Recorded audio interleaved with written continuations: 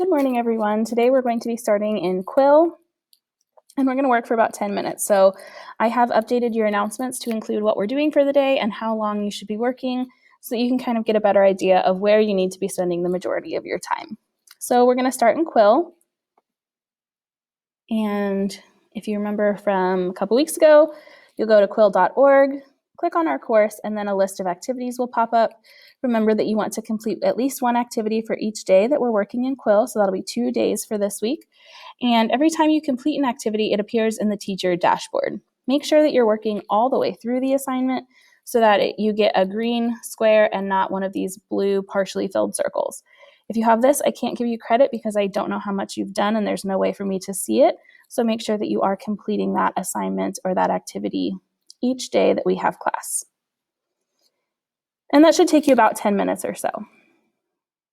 Obviously, if it's, takes you just a little bit more than that, that's okay. But I had some people that were spending like almost all of their class time just on Quill, and that's not what we want. The next thing we're going to do for today is our journal.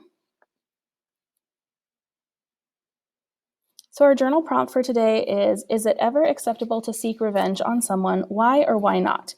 So just like with our other journals, this is your own personal opinion, and you can put down however you feel. If you feel like it's somewhere in the middle where it's okay in some circumstances but not others, then that's totally fine, and you can put that, or whatever your thoughts are. So the only requirement, again, is just that you write 3 sentences. They need to have proper capitalization, proper punctuation in order to receive credit.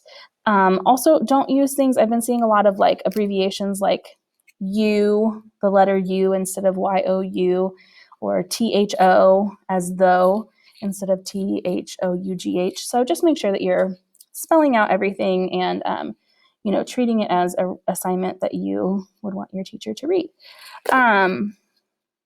Pause the video if you need to go ahead and complete that. And then restart when you are ready.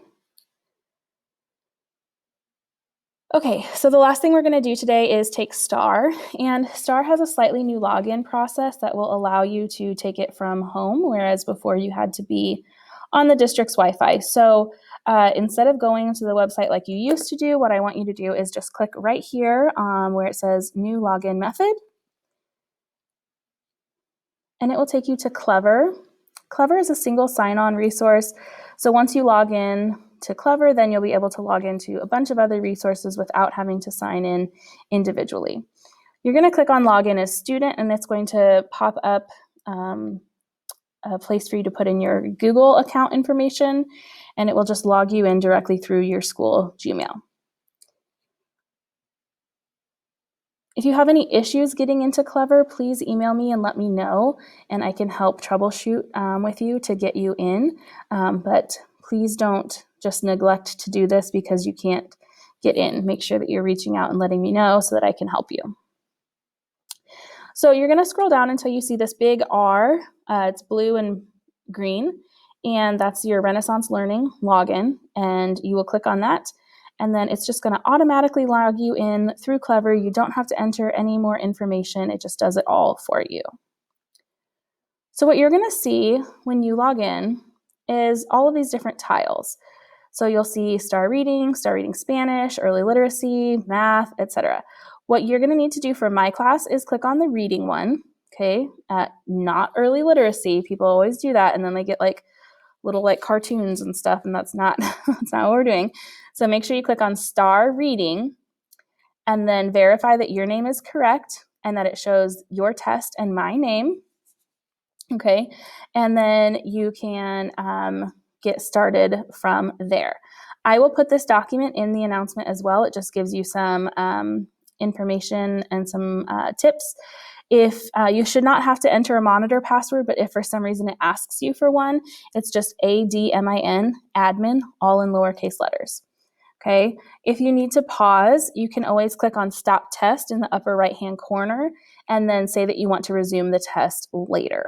Okay, so that will just save it and it will let you come back to it. So if you need to go let your dog out or, take care of something for a minute, then just go ahead and pause and then come back to it. Again, if you have any issues, please let me know. I would be able to help you with most questions, or at least put you in contact with someone who can. If you've never taken STAR before, it's really just a diagnostic test that tells us where your strengths and weaknesses are in reading, and it helps us to plan for instruction for the year. So please make sure that you are trying your best on it. If you get below certain percentiles, we do have the reading advancement course that people can be placed into to help their reading skills. And if you need that, then that's fine, and we want to get you the support that you need. But if you don't need it and you just aren't trying on your test, we don't want you to get placed into a class that you don't really need. So make sure that you're trying your best and taking your time. It really should not take you less than 20 minutes to complete. If it is, then you're probably just clicking through and going too quickly. So I would say probably about 25 to 35 minutes. Some people it takes a little bit longer than that, but you should be right in that time range. As a reminder, just make sure that you're turning in any missing work. And the library does have all of your sign-ins accessible, so you can check out an ebook if you would like to. And you do that just by going to this link and clicking over here on ebooks, and it'll have you log in again with your Google account, and then you can check out ebooks and read them.